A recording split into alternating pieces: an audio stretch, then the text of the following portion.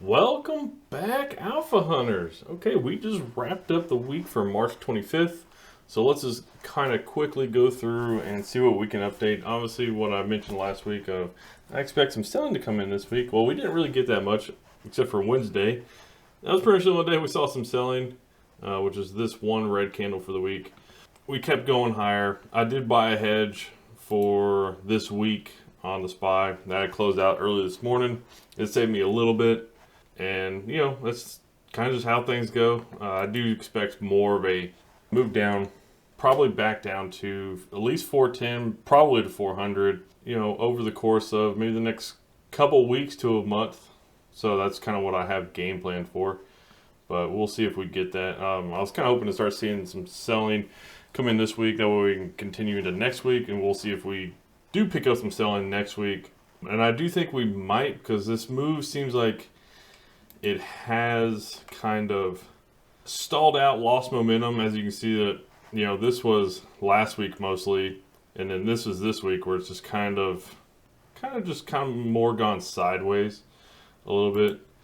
We did see some strong buying at the end of the day today, which also leads me to think that, I think we will see some selling come in next week, because the buying that we saw towards the end of today, this is a 1 minute chart, towards the end of the day was just really strong, right?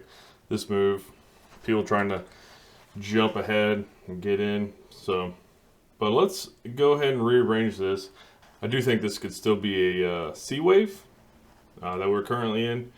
We're not too extended, but I'll move that here in a sec. But what I want to do is put that right there. We might top out maybe Monday morning if we open up, but we open like right at this 100 moving average on a daily, which I'll zoom in. If we open right at that level, I would expect we see some selling come in. As this move here, as we've also seen a decrease in volume, as volume has continued to drop off. So we could probably start seeing some real selling next week. The other thing I'm going to do is I'm going to clean up this and get rid of that. And I will remove this line, because if I do think that might be towards the end, and maybe we have a line kind of way off to the side like that, which kind of looks a little ugly, but it's okay. But going into next week, it'll really just depend. This could also be a 3 wave, right? So the C wave could be a 3, so it would be like where this A wave is at. Let me zoom in. This A is a 1, and we have a 2 down here. This could be a 3. I mentioned that last week. Could be a 3, especially with how far it has gone up now. So we might get a little bit of a choppy 4 down, because it's definitely got some room where it could pull back and not go break into this A or this 1 and then continue higher. And it might even top out and come break this top back over that we had over here and then go lower, which would make perfect sense, as it would probably trap a lot of people. Probably be on the lookout for something like that. Actually, now that I am looking at that. So that 460 number is going to be kind of important.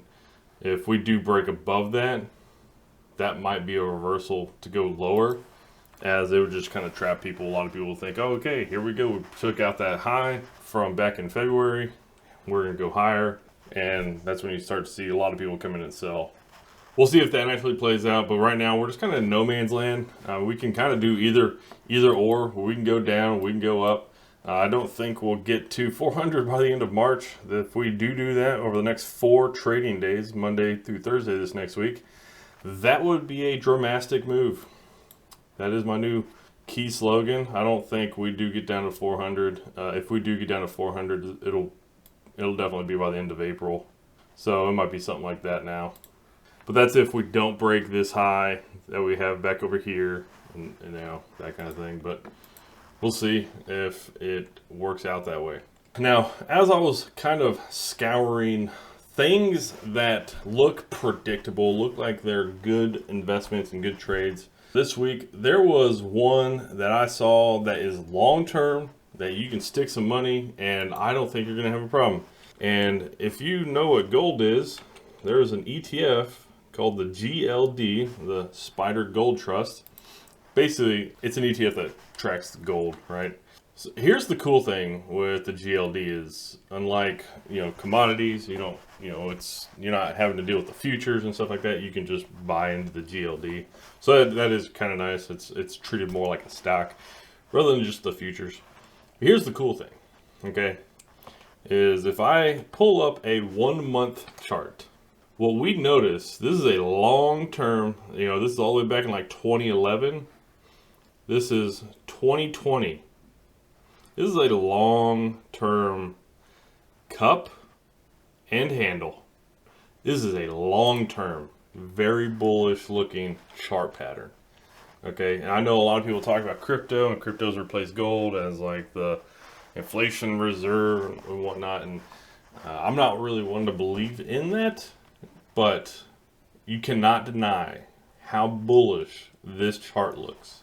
If you have any desire to say, yeah, I'm not interested in being in the market, this looks like such a positive spot to be for several years. Because once it breaks above this high, I'd say once it gets over like 195-ish, it's probably just going to continue on a bull trend, maybe even like something like what I had back in the 2000s, something like this. It just might get on a trend for a while. It might take months to years before it kind of finds a new settle out area. This looks fantastic. I will be picking up positions in this next week, but I haven't done that because I wanted to just bring it up to you. And I'm not too worried about this getting in like immediately, because this looks so long term that waiting a week is not really a big deal on this chart pattern. So if we do look at a weekly, I mean, you can see that weekly. This is that cup action I mentioned. And then just 2 weeks ago, it had a really high price spike and it came back down. So if you are wanting to protect yourself, just be cautious on the market, but you don't really know where to invest, the GLD looks solid. And if you want to see what its relationship is to the spot price of gold, I'll pull up the front month spot contract for the gold futures, and this is what it looks like. Very good cup handle, and so it looks like it's matching, at least the GLD looks like it's matching the gold futures very closely, very accurately. That is what you want to see when you have an ETF that mimics a commodity. There are many ETFs out there that do not do this well, okay? But the GLD looks like one that does do it well, okay? So if we do look at the GLD, yeah, not too much dissimilarities. And one of the cool things with the trading view is you can actually do a ratio. So I'm gonna do GLD and I'm gonna hit divide by, and then I'll type in the futures contract. So I have GLD divided by the spot futures, or the front month futures contract, and it should be, look at that, a pretty even line, pretty steady. It seems like it does underperform the futures contract, but over a long period of time, it's pretty marginal.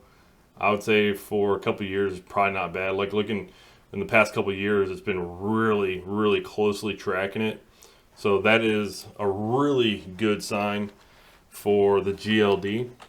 So if we go back to the GLD, I do think this is a really solid spot to potentially just go ahead and protect yourself from a bear market in at least U.S. equities. Maybe it's not like that. Maybe not going to be like that globally.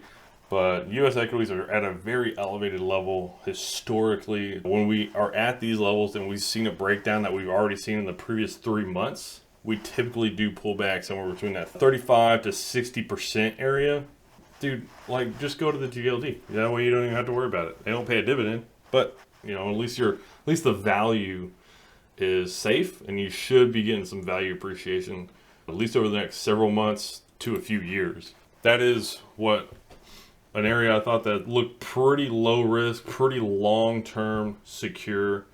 But what I will be doing with the GLD is probably just buying longer term futures contracts. They do have future contracts that go out for several years, so I'll probably just be playing some 2024 future contracts and just buying not everything into those future contracts, but I'll be probably buying a pretty good sizable position and just letting it ride for a while, as it doesn't look like a really big issue for the chart pattern and what I'm kind of thinking.